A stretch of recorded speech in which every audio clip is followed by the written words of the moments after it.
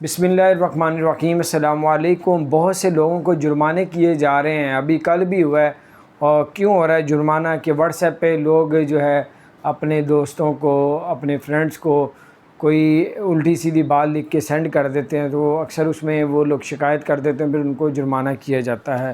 اور اگر دوسری خبر 1 کروڑ تک جرمانہ بھی ہے، 1 کروڑ درہم یعنی پاکستانی تقریباً 50 کروڑ درہم، تو 50 کروڑ پہ پاکستانی یعنی کہ 1 کروڑ درہم۔ 1 کروڑ درہم کن لوگوں کو جرمانہ ہوتا ہے؟ جو لوگ بھی یو اے کی آفیشیل جو ویب سائٹس ہیں یا آفیشیل ڈاکومنٹس ہیں، ان کو انہوں نے الاؤ ہی نہیں کیا ہوا کہ آپ ان کو ڈاؤن لوڈ کریں۔ جو ہے آپ لوگ انلیگل اس کو ڈاؤن لوڈ کرتے ہیں، انلیگل ان کے ڈاکومنٹس نکالنے کی، چوری کرنے کی کوشش کرتے ہیں، جو ادھر کی حکومت نے الاؤ نہیں کیا ہوا کہ آپ ان ڈاکومنٹس کو نہیں لے سکتے۔